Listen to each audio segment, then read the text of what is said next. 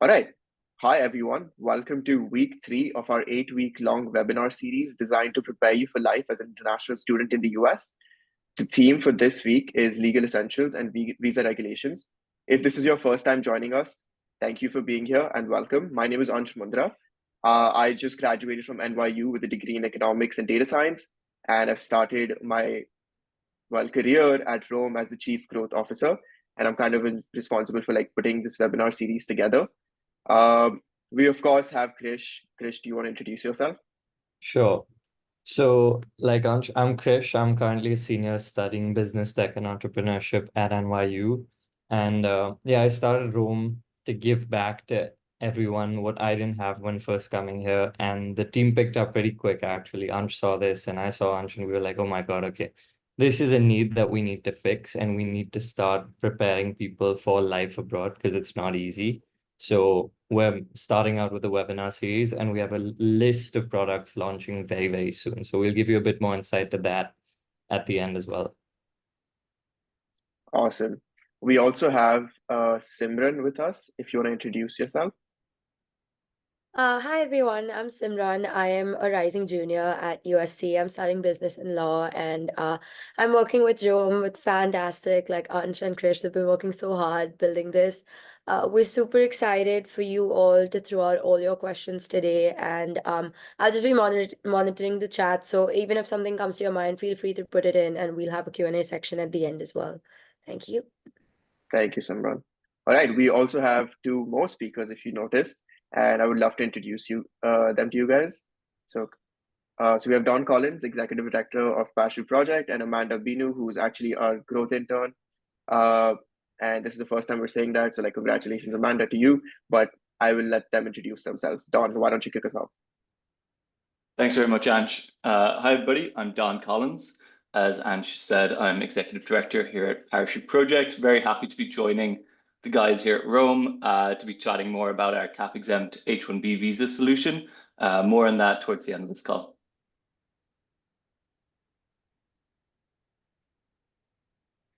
Amanda, you can kick us off. Hey everyone, my name is Amanda Binu. I'm an information technology major at the University of Michigan Flint. I want to share a little bit about my experience being an F1 student on CPT and just working at the international office at our campus. So I think some of the information shared here will be very helpful to you as a prospective student, and I look forward to sharing that. Thank you. Awesome. So let's jump right into it. Before we start, let's just quickly go over our agenda for the meeting. So as you know, the theme of this webinar is legal essentials and visa regulations. So everything to do with your F1 visa and how to navigate that, how do you find jobs and everything like that. So we'll be quickly going over how to find employment on campus, what sort of jobs are available. We'll be talking about CPT and OPT, which I'm sure you've heard thrown around a lot, but there's a lot of confusion regarding those terms. So we'll be going over that as well. Then, of course, the big bad man, H-1B visa. Is something that everybody wants, and we'll be talking about that. And that's where Don will be taking over, and he'll also be talking about what do you do if your H-1B visa does not get approved. Subtle hint, you can still stay in the country, and we'll talk about that as well. We'll leave a few minutes at the end for some questions and answers, but please feel free to ask any questions in the chat. We want to make this as interactive as possible. But yeah, let's jump right into it. Next slide. All right, Amanda, do you want to kick us off? Yeah, so as an F1 student, you can be employed by the university as a student employee or on location commercial firms that could be there to support student needs. So some examples of that is the Barnes and Noble's bookstore on campus or a cafeteria. You can also be hired in through different departments on campus, such as the Career Success Center, the International Office, the Recreation Center. Anywhere on campus, you can be hired as a student employee. The catch would be if you are being hired on these on-location commercial firms, just make sure that you connect with your designated school official, who is your DSO, to receive approval that you can work at that specific place. If you're being hired by campus, you go through the entire HR process, so you shouldn't have any issues there, but just be more mindful of when you're being hired by other places on campus. So tips for finding and securing on-campus employment. Our first tip would be to start off early, begin your job search early in the semester so you can beat the rush. We have a lot of students who are looking for on-campus employment usually, so it can be competitive. So making sure that your resume is tailored and you're looking at all of the opportunities that are available will set you up for success. Ansh, did you want to go with the next one? Sure. I just want to talk a little bit about my own experience. I held 5 on-campus jobs when I was a student at NYU, and I want to talk a little bit about how I found those jobs. So yeah, like how do you find on-campus jobs, right? So NYU used this website called joinhandshake.com, and Handshake is basically a portal for finding jobs, whether it be on-campus jobs, internships, or full-time positions. Your university might use something else. Like I know Boston has their own thing. Boston University has their own like career portal. So make sure you're aware of what career portal your university uses because that's where you'll find most of the jobs. Additionally, make sure you check your emails very frequently and actually read them because a lot of job postings get listed on emails and they get sort of hidden away and not a lot of people know about them, but those jobs exist on those emails. Another thing is just keep your ears and wits about you because a lot of these times these openings will open, but people who know about it will get it first in the sense that you won't even have to apply if you know somebody over there. So just like network a little bit and talk to your friends, like ask them what jobs they're doing, how did they find those jobs, so you are also more aware of how to find these jobs because it can be competitive because so many people want on-campus employment. Yeah, like Amanda said, you should prepare your application for every single job that you're applying to. So make sure you tailor your resume. Some resume tips, make sure it's only 1 page long. I know we have this tendency to make 2-3 page long resumes when we're in high school because we think we've achieved so many things. However, America doesn't really look up to that. So make sure your resume is 1 page long. And when you do get invited for an interview, please take it as seriously as you would any other job. Dress appropriately. Make sure you smile, thank the person for inviting you for an interview, and everything you do to make sure your job interview goes successfully. A big tip. Sorry, Go on, Amanda. A big tip would also be to list relevant experience on your resume. If you work 10 jobs, but you're applying for a position that does not pertain to certain positions, I would say go ahead and elaborate on how some of your experience from those specific jobs would help towards the position you're applying for. So when you go into the interviewers will probably ask you questions about those specific experiences, and you can elaborate on how you would be a good fit for the position. Yeah, I also want to say that you don't need any extra work authorization to work on campus because you are an F1 student. You automatically have work authorization. And usually, your university will hire international students. Like they won't go like, oh, because you're an international student, we're not going to hire you. It's pretty chill in that regard, at least at NYU. Now let's talk about what happens after you get a job, right? After you get your offer letter, you need to fill out this form called Form I-9, and you need to submit it with the university, right? And your university will guide you through it, but just keep in mind Form I-9. Then eventually you will also need a social security number. A social security number basically is your unique identifier in the United States for income purposes, tax purposes, and your credit score purposes, right? So when you're filing your tax returns, the IRS will check your SSN and then like sort of correlate whatever income you've earned. So the way you apply for social security number is you need a job offer letter from your university. So basically whatever job you got, ask them for a job offer letter, then you need to either call the office, that's what I did, and book an appointment with them. Go to their office, submit whatever documents they ask you to do. It's not that complicated. It's just like your passport, I-94, and also your job offer letter. And you should have your social security number after they've approved it in like the next 3 to 4 weeks. Having social security number is very, very important if you want to start building a credit score, which we'll talk about in our future webinars, and also for like tax returns purposes. And it just basically makes sure that like you are a legal entity in the United States. But you can only get a social security number after you found employment. That's all I really had to say for employment opportunities. Any questions so far?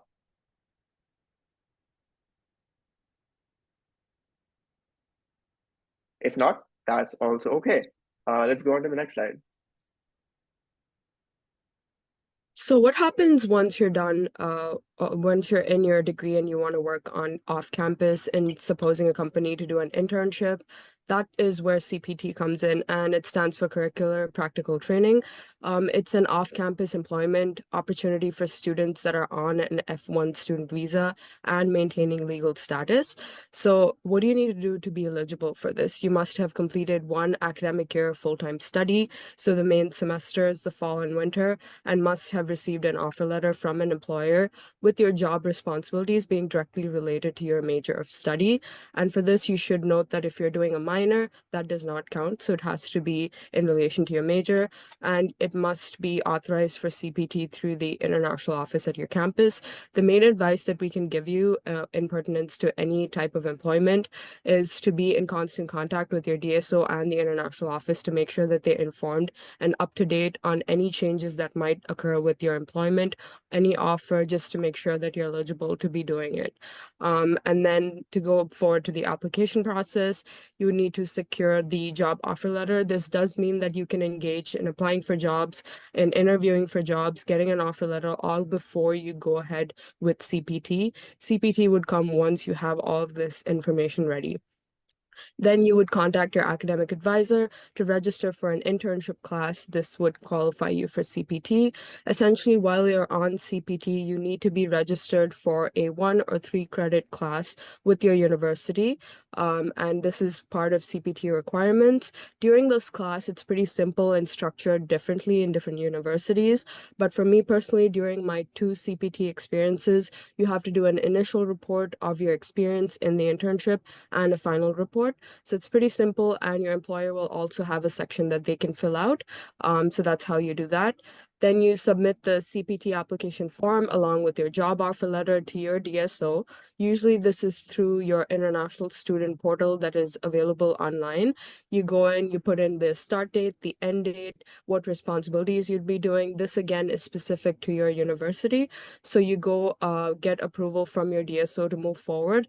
And one pitfall that we'll be discussing a little more is don't start working before you have been authorized for CPT by the DSO in your school. The DSO will go ahead and update your CVIS record and provide you with a new I-20 reflecting the CPT authorization. Now, CVIS record is kind of just a record of all of your employment information, your graduation date, all of the important information that you have that you need as an international student is associated with your CVIS record. So that's where this is being constantly updated. And this is just so that immigration services can go, and if they have questions about your stay in the US at any point, they'll go back and reach out to your DSO, and the information is pulled from your CVIS record. So it's pretty useful. And your I-20 is also a very important document for you. It's also going to have your program start date and end date. And how important it is if your visa expires during a stay or something like that happens, your I-20 is going to be the one that determines if you can be in the country, continue your education, or continue your work, anything like that. So your information about your internship work, the duration, everything is going to be updated on your I-20. So what are some common pitfalls and how can you avoid them while being on CPT? So 12 months of I'm sorry, is there a question? So 12 months on full-time CPT will make you ineligible for OPT post-graduation.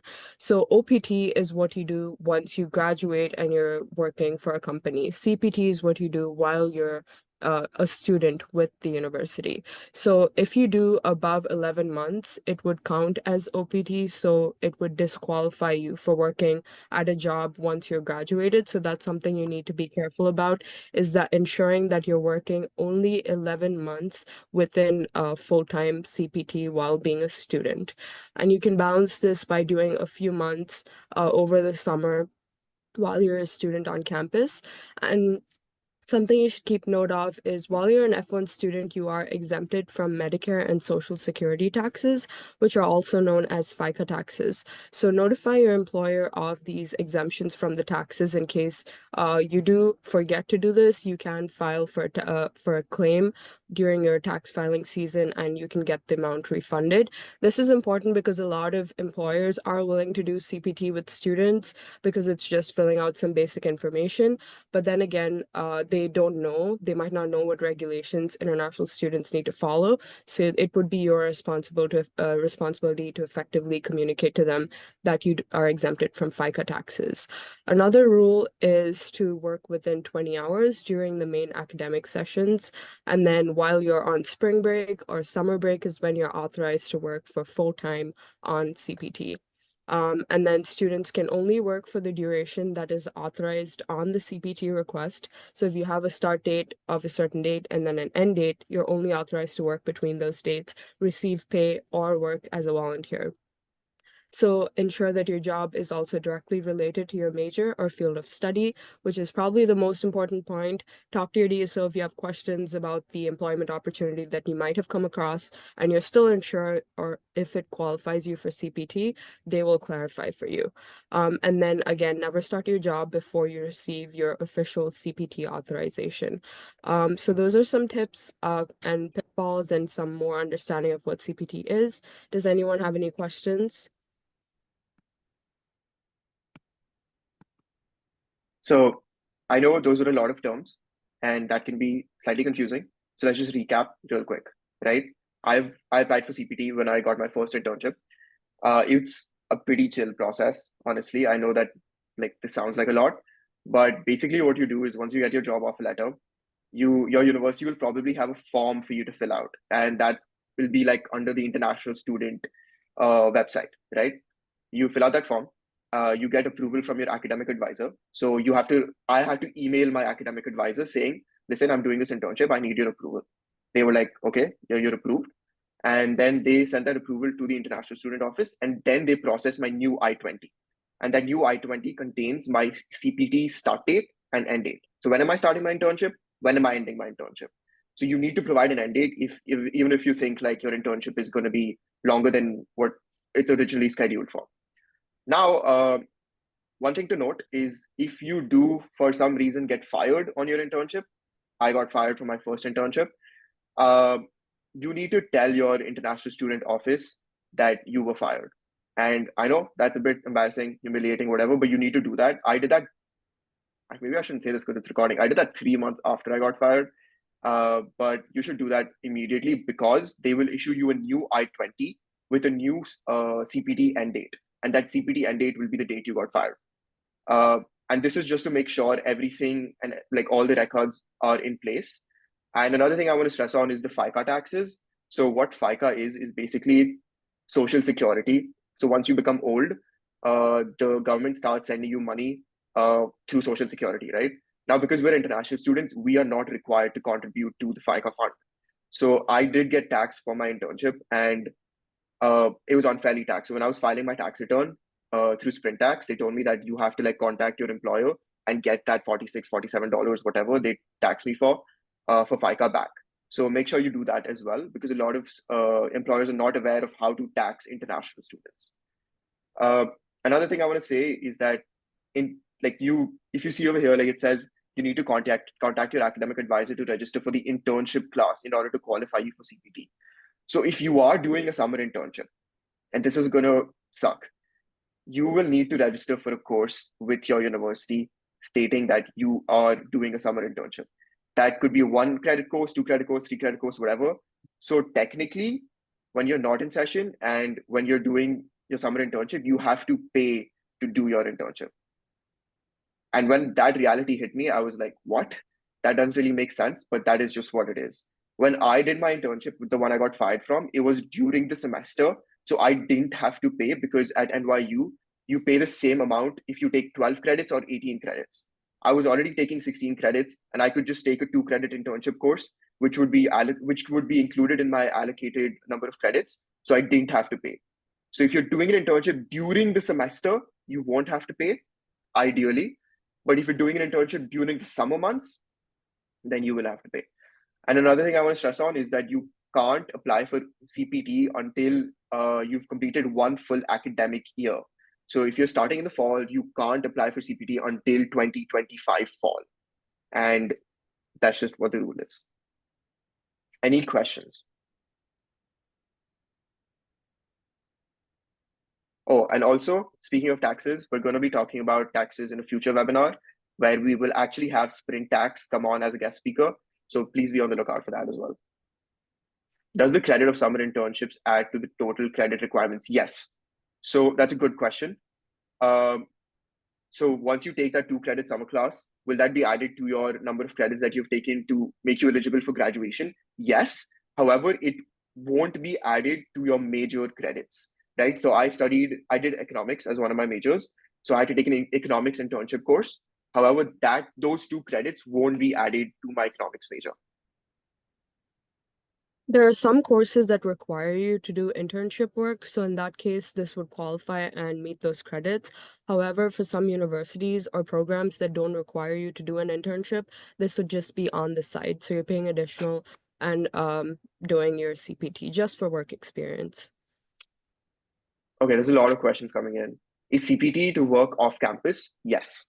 So let's break it down even further. There's 3 main types of employment that you need to be concerned about. On-campus jobs, which you do not need extra work authorization for. Your F1 visa is sufficient work authorization. Your internships during your 2 years or 4 years or 3 years, whatever it is, that is for off-campus positions. And those off-campus positions must be related to your field of study. For that, you need CPT. Thirdly, which we will be covering just after I finish this, is OPT, which is optional practical training, which is basically your work authorization after you graduate. So your full-time positions, or sometimes even internships, basically after your graduation, you have to get OPT, if that clears it up. Are the CPT rules same for a 2 years master program? Yes, they are the same. Is it specific to NYU, and as in does every university offer 2 credits for summer internships? That is a good question. So depending on your major and depending on your university might or might not offer you summer internship courses. So you will have to look into that. If my academic year starts in fall 2024, then that academic year would end after spring 2025, right? Meaning I can start a summer 2025 CPT internship. Oh, I think so. I think that does mean that you finished a full academic year. Yeah. How many credits do I need to pay if I take an off-campus internship in the summer? Gaurav, it depends on your university, so it'll depend on NYU timeline. And of course, this is not legal advice, like Krish said. Is it possible to work both on campus and internship while on your summer break? Yes, I believe it is, because when you're on your summer break, you can work full time, so you're not restricted to 20 hours on campus, and you can also do a summer internship. So I actually did that. So while you're on campus, you're allowed to work 40 hours, and that's full time. That's only during the summer, and then your off-campus employment can be going on at the same time. So you can also discuss hours with your internship mutually exclusively. Yeah. There's a few questions in the Q&A as well. I will get to those. However, we need to move on because we're already it's 10:30. So I'll quickly go over OPT. So next slide, please. Okay. So recently applied for OPT. Basically what OPT is it's called optional practical training. And that's a fancy way of saying work authorization post-graduation. So after you graduate, how are you going to stay in the country? You're going to stay in the country through OPT. You have to apply for OPT, right? And you don't have to worry about OPT until you're in your last semester. But when you're in your last semester, this should be like one of your main priorities. So I'm just going to quickly walk you through what you need to do to apply for OPT. So let's say you're graduating May 15th, right? You're graduating May 15th. 90 days prior to your graduation, your program end date, according to your I-20, go look at your I-20, go look at what the program end date is. 90 days before that, you can apply for OPT. And you should apply for OPT as soon as possible. So as soon as that first day hits, your OPT application should be sent out, in my opinion. And you can, so that's 90 days before, and up to 60 days after your graduation, you can apply for OPT, but you should not do that, in my opinion, because it takes time for USCIS. USCIS is the governing body which will issue your OPT and your employment authorization card. It takes time for them. 3 to 5 months is what they say to process everything. I applied for my OPT in like February last week. I got my EAD card April second week. So it took like 2 months. And I know a lot of people who don't get it. So you should apply as soon as possible. Now, how do you apply for OPT? What jobs qualify under OPT? All of that. So let's say you studied economics. Let's say you studied computer science, right? So your field, your employment, so your job after graduation should be in your related to your field of study, right? So you should typically be applying for like software engineering roles or like data analyst roles and things like that because it's related to your field of study. That's one big criteria. You need to apply for, so you need to, okay, sorry, there's a lot. I'm just going to break it down step by step. Step one, you need to get a new I-20 from your university. And in this I-20, you basically ask them to approve you for post-completion OPT. There's two kinds of OPT, pre-completion and post-completion. I'll get to pre-completion, but post-completion is the most important. You ask your university, like, hey, listen, like I need post-completion OPT. You just fill out a form. You might have to pay a fee for that. I had to pay $100 to NYU. And that's simply because these institutions are money hungry and will try to take all of your money. But you have to pay that fee. They'll approve your I-20, right? Once you get your I-20, which says post-completion OPT requested, then you can apply for this form called Form I-765. Now, there's also a fee associated with Form I-765. I believe right now it increased from $410 when I applied to $470. The Form I-765 will require you to submit certain information about yourself, certain documents, which will include a copy of your passport, copy of your I-94 record. I-94 record basically details every single time you enter the country and you leave the country. So the United States knows when you're in the country and when you're not. That's a record, okay? But yeah, you apply for Form I-765. Once USCIS approves it, you have to let your university know that, hey, Form I-765 got approved. Then they will issue you another I-20 saying that you have been approved for post-completion OPT, right? And once all of that is done, you will also receive your EAD card in the mail from USCIS. That's essentially what it is. My biggest tip for you is that you should apply as early as possible. So if you're graduating in May, like second week of May, apply in February, like probably be like last week of February, apply as soon as possible. You will figure out how to do it. It's not that hard to do it. So even if you forget whatever I've said right now, just remember that apply as soon as possible. That's my biggest tip for you, because I can't tell you the number of people who've DM'd me saying, I have not received my EAD card, this and that. It's actually a little sad. But that's OPT. Let's also quickly go over STEM OPT. So I'm sure you've heard of STEM OPT as well. And what that essentially means is that you get to stay in the United States for 2 more years. Your OPT period is 1 year long, 12 months long. And if you're doing a STEM degree, which is science, technology, engineering, and math, then you can stay for 2 more years in the country. Now, when you apply for OPT, you do not automatically get the STEM OPT. Just want to repeat, when you apply for OPT, you do not automatically get the STEM OPT. You have to apply for it again. For example, I have my OPT right now, like I have it authorized and everything, but I don't have my STEM OPT. So I will have to apply for that next year whenever the time comes. So just like full disclosure, I haven't done this, but from what I understand, STEM OPT is pretty similar to applying for OPT with a few add-ons. You need to fill out this form called the Form I-783, I believe, or 873, something like that. And basically that form is to make sure that the government knows that there is an employer-employee relationship between you and your employer. That is very critical, because the government wants to see that you're being trained and you're being groomed as an employee. And that's how you show that, right? So basically your supervisor also has to be in the loop with this, with STEM OPT.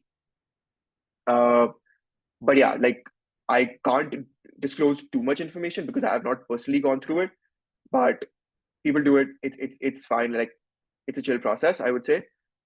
Just be aware that you do not automatically get your STEM OPT once you get your OPT. That's all I have to say about OPT. I don't want to take any more time because I want to hand it off to Dawn, and we'll answer questions in the chat. Dawn, the floor is all yours. Thanks very much, Ansh. I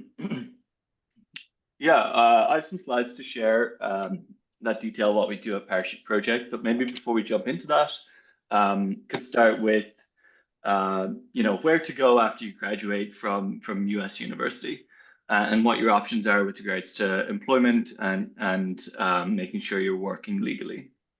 So we've touched on CPT, OPT. Essentially, the visa statuses that I come into contact most with, because I'm dealing with graduates of US universities, is the OPT status. Typically, students either have 1 year if they haven't done a STEM degree, or can extend up to 3 years with a STEM degree, and that's the STEM extension. Once you're on those OPT status, that's still an F1 visa. You will typically look to apply for the H-1B lottery. The H-1B is a professional working visa. It will provide you with 6 years of work status to work for an employer in the US in a role that requires at least an undergraduate degree. So that's quite important. You can't really get an H-1B to work as a bartender or a cleaner. It will have to be something professional. So software developer, that kind of a role. There's other visa options. By and large, people aim for the H-1B, I should say. But the other options typically are O1 if you're a high achieving student and you're really trying to put yourself out there. And then there's also the L1 visa, which we find a lot of graduates are trying to provide themselves with. And so maybe to touch on each of those a little bit, the L1 is nicknamed the Extraordinary Ability Visa. There's 7 or 8 criteria, and you have to meet at least 3 or 4 of them for your application.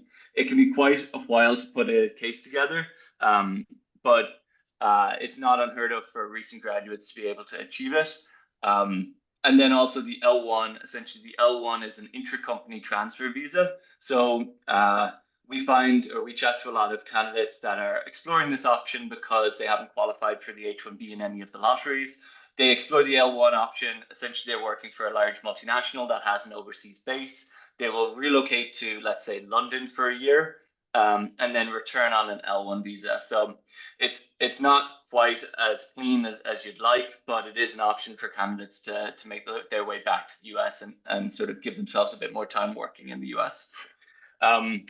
Where Parachute Project come in is with the H-1B. So I'm going to share my screen here and we can jump into it. So we've partnered with Rome to sort of expand on our marketing and our outreach to students, to recent graduates.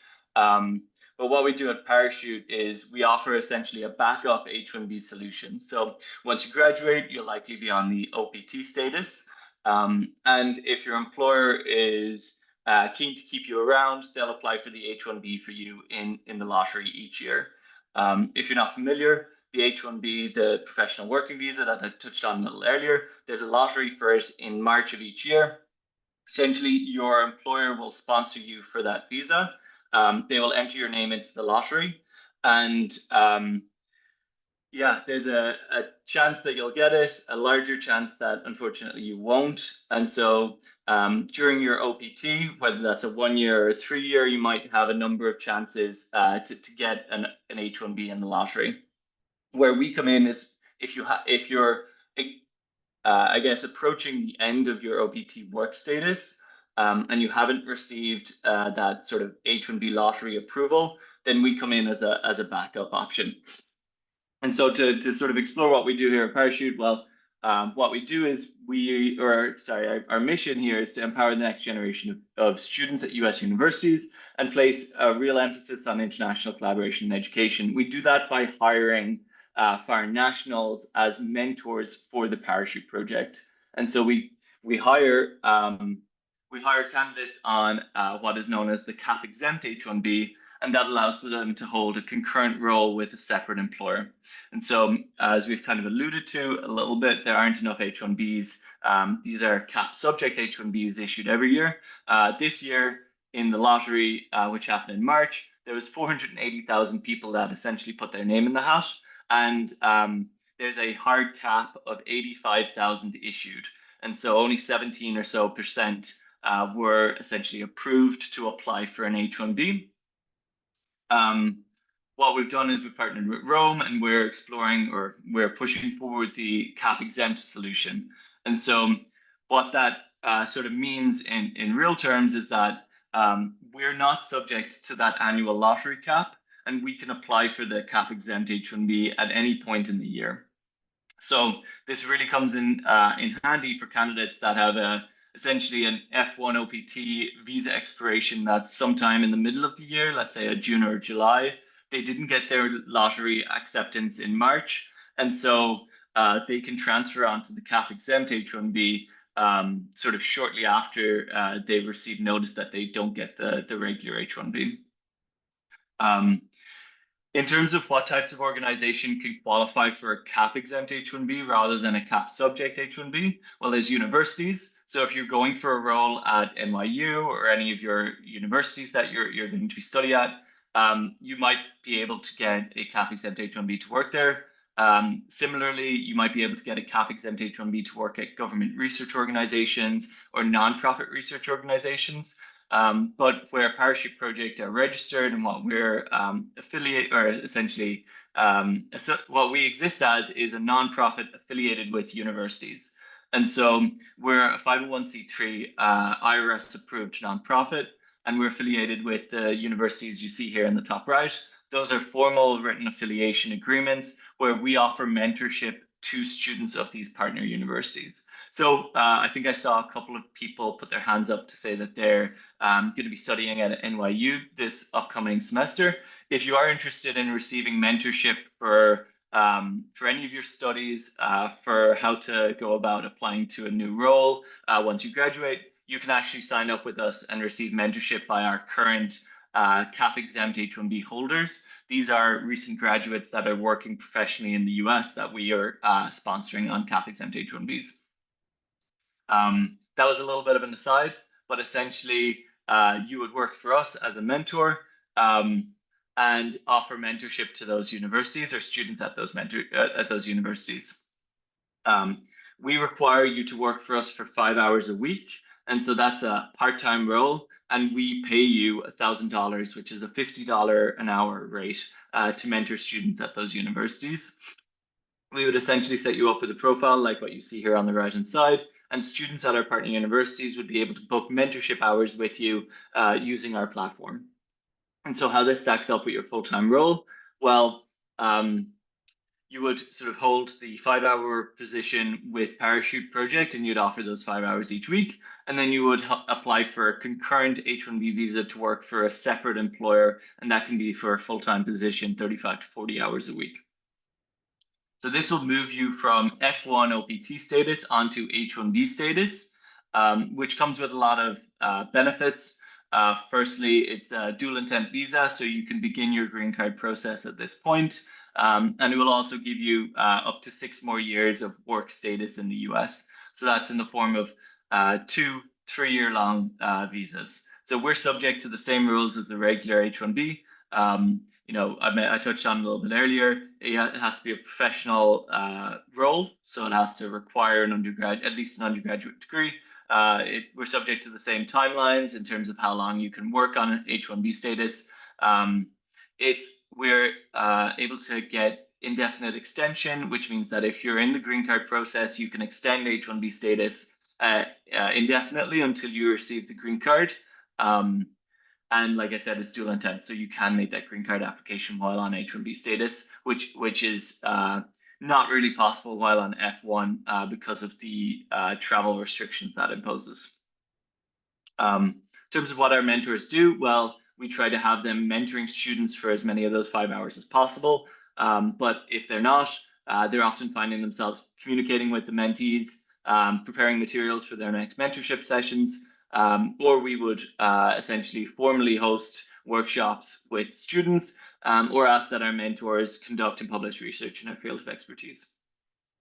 So we have a fairly short timeline, which is why earlier when I was exploring or expanding on the upcoming visa expiration date for a lot of our candidates, if you sort of get rejected in the H-1B lottery in March, you can move on to the cap exempt H-1B within a fairly short timeline. And so if you have an expiration that's coming up in June, July, August, it's definitely very reasonable and very realistic to be able to move on to the cap exempt H-1B between being turned down in the H-1B lottery and that visa expiration date. That's kind of everything from parachute side. Happy to answer any questions on it at this point also.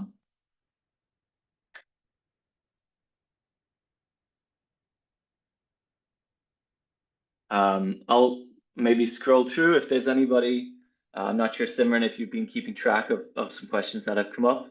Feel free to shoot them my way. I just want to clarify some things for our audience. So I know that we've talked about a lot of visas and it can get very confusing. So just to quickly summarize what Don said, the H-1B visa is something that you apply for after you're either done with 1 year of your university, of your OPT, or 3 years, right? And you can do it on your first year, second year, your third year, right? But typically what happens is that it's very unlikely that you get your H-1B because there are so many people applying for it, and there are only 85,000 slots, if I'm not mistaken. Now, where Parachute Project comes in and where Dawn comes in is that they provide something known as the H-1B cap exempt visa, which basically means that it's cap exempt, so it does not come under those 85,000 visas. And this visa will allow you to stay in the country, provided that your employer is willing to work with you. And what Parachute Project essentially does is that it hires you as a mentor and pays you for 5 hours per week. So you can earn up to $1,000 per month with the Parachute Project. And this also allows you to apply for the H-1B visa again. So this is something that I did not know when I came to the United States, that you can stay in the country for longer than you think. So this is something that you typically won't have to think about until you're in your OPT phase.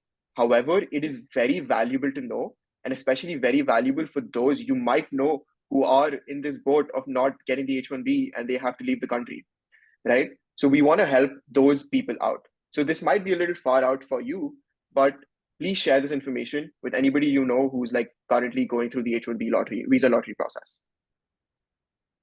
Yeah, thank you, Ansh. Exactly. It would be more appropriate for candidates that are towards the end of their university tenure and exploring what would give them further work authorization in the US, post-graduation. Yeah. It doesn't by any means compromise what you do outside. So all you need to do is help Parachute mentor students, which honestly you would do anyways if you're working corporate, because you do have around 5 hours of coffee chats a week. But on top of that, you can do anything you want. So you can go and work full time at your employer and they can basically keep you as a normal employee. But the good thing is you're not subject to the hit or miss of the lottery. So there's no uncertainty really.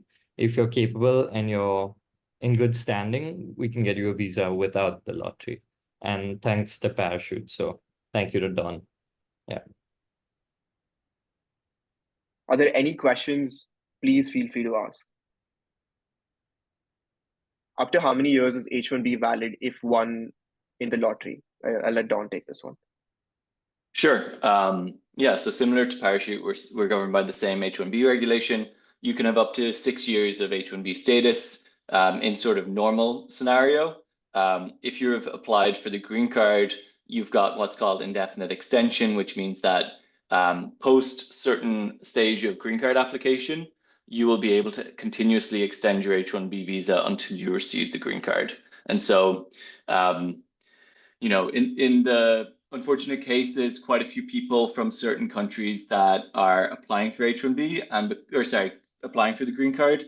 And because of the way the US issues green cards, there's a cap on or a quota given to people based on the country of birth. And so for Indian and Chinese citizens, you can essentially be put into a backlog for quite some time. And that can be, I think, in excess of 10 years in many cases. So if you're on H-1B, you can indefinitely extend it until you receive the green card. But in normal terms, it's up to 6 years. So 6 years is your answer. There's another question. You don't require to go through the lottery if you want to work within the education and hospital sector. Is that true? So as I guess I touched on in the slides, there's certain types of organization that can qualify for an H-1B outside of the lottery, and universities would fall under that. So if you're applying for a professional level role at a university, in general, they should be able to get you a H-1B visa outside of the lottery. I don't know about did you mention hospitality? I'm not sure if that's Yeah, education and hospital sector. Oh, hospital. I guess if it's government research org, nonprofit research org, maybe. Maybe certain hospitals might qualify under nonprofit research org.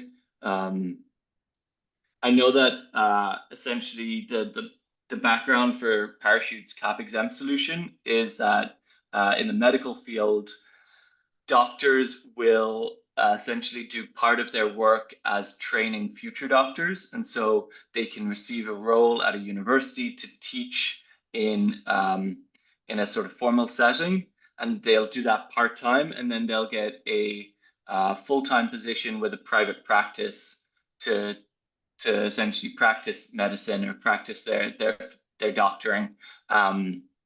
And so we've kind of taken that application of the H-1B and the cap exempt H-1B and using it in the sort of fields of business and tech.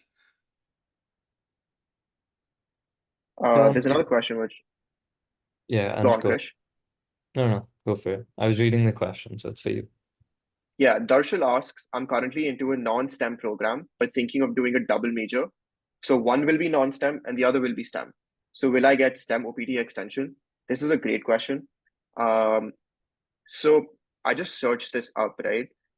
And the key factor is that whether your degree as a whole is considered a STEM degree by the Department of Homeland Security. So your degree, like your major is here, and then your degree is like sort of above that.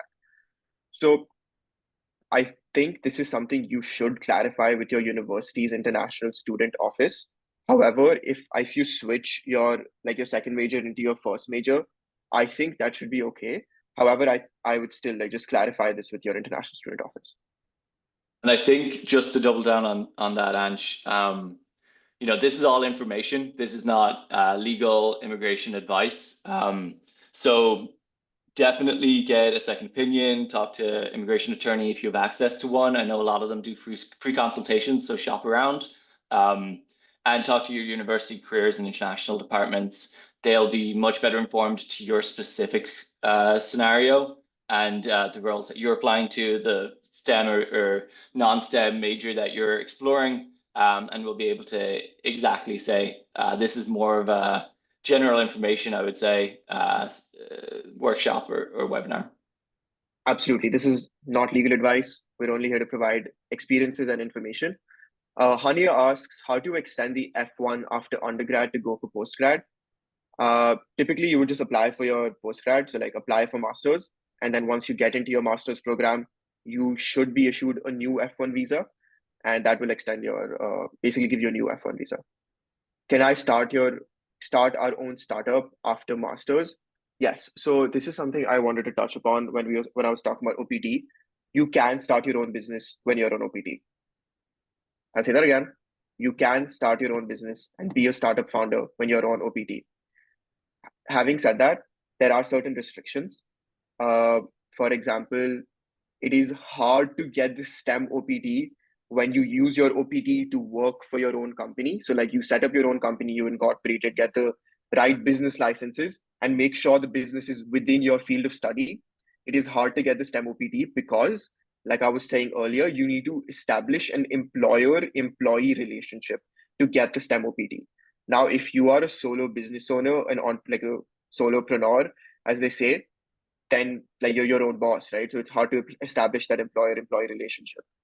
There are ways to navigate that. For example, you can set up a board of directors which have the authority to fire or hire you, is what they say. But all I want to tell you guys is that it's possible. You can work on a startup. You can work with American founders. So basically, your other co-founder is American. They can start the company in their name, and then you can work as an employee for that company.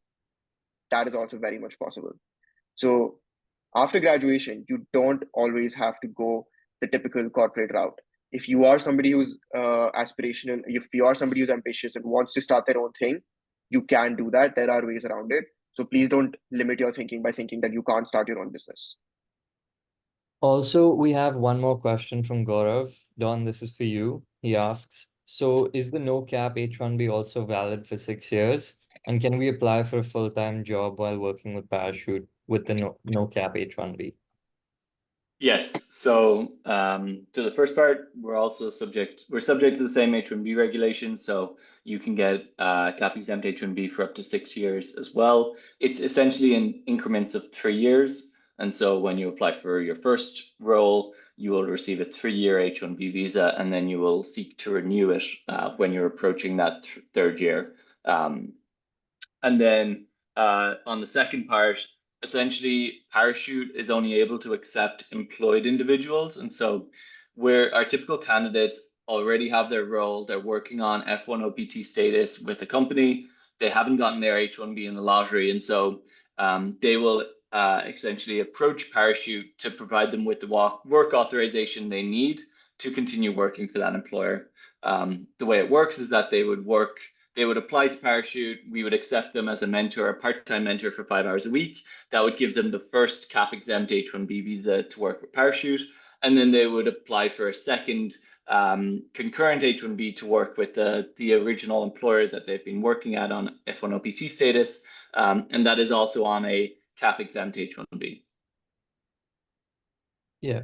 So to clarify, just to go over that once more, 6 years, yes, but it's in 3-year increments, and there is no lottery or anything when you renew after 3 years. So it's literally like going and saying, okay, I need a renewal, and you get that renewal.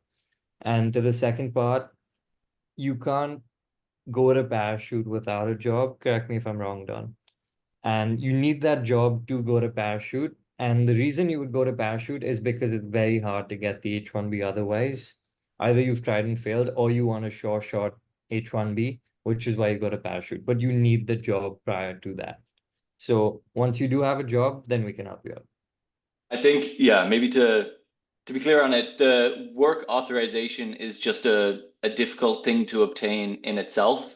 Once you graduate, you will have authorization to work professionally in the US for 1 year if you haven't done a STEM degree, and for up to 3 years if you have. Once you get to the end of that, if you haven't gotten an H-1B in the lottery, you would essentially run out of work authorization. Where Parachute comes in is we provide an ability to obtain work authorization for a full-time employer again. Yep. Any other questions? Actually, I just want to talk about OPT real quick because I know I think I missed a little bit, but it's very important to know that you have 90 days of unemployment during your 12 months of OPT. So let's say you lose your job, you have 90 more days to find another job. Otherwise, you do have to leave the country because your F1 visa status basically gets nullified. Another thing is that your OPT start date, you need to set an OPT start date when you're applying for OPT. Your OPT start date can be as late as 60 days after your program end date. So for example, if your program end date is May 14th, which mine was, then your OPT start date can be as late as July 13th. Within those 60 days, your unemployment period does not start. It does not start. In those 60 days, you can find a job, right?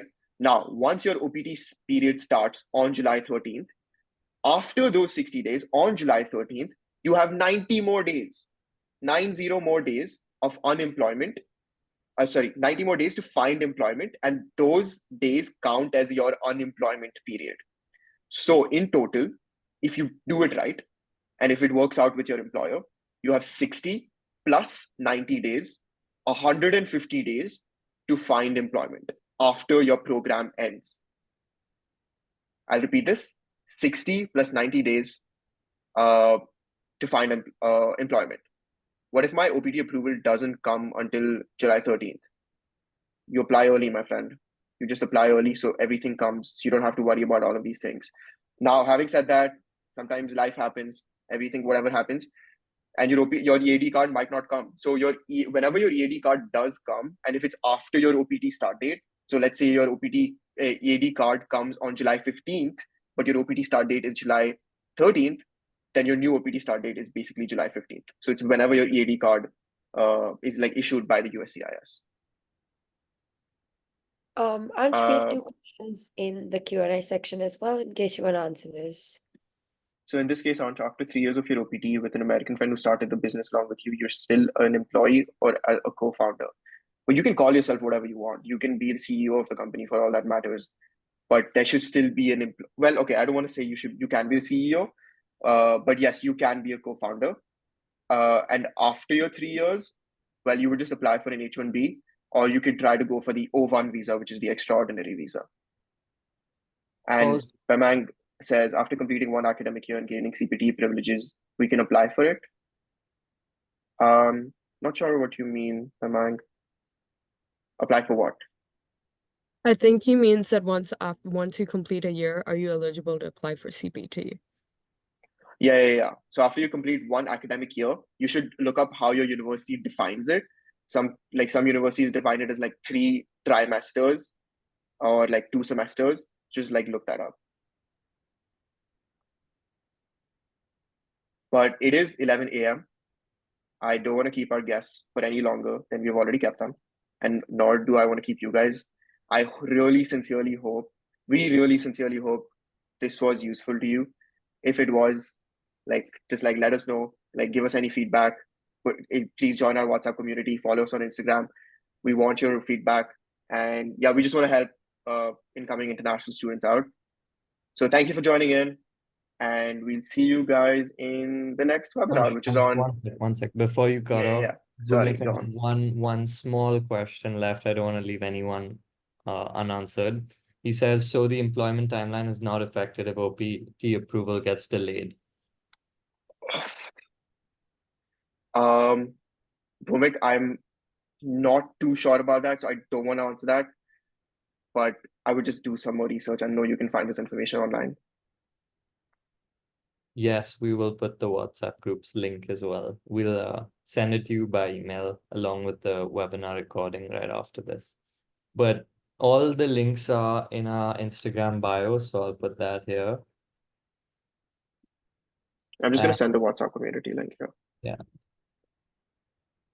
Go tell your friends how much you enjoyed our company and how much you... Okay, no messing around. Cool. Thank you everyone for joining. And as Ansh said, yeah, all jokes aside, we're trying to give back in ways that we didn't have the support.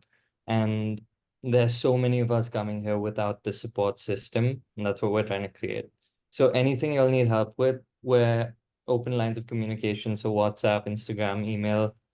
We have an email address you can reach out to. If you just want to talk or have any questions, it's hi@rome.college. So yeah, feel free to drop us an email and yeah, we're good. All right. Thank you so much, Dawn. Thank you so much, Amanda. Thank you so much, Simran and Krish.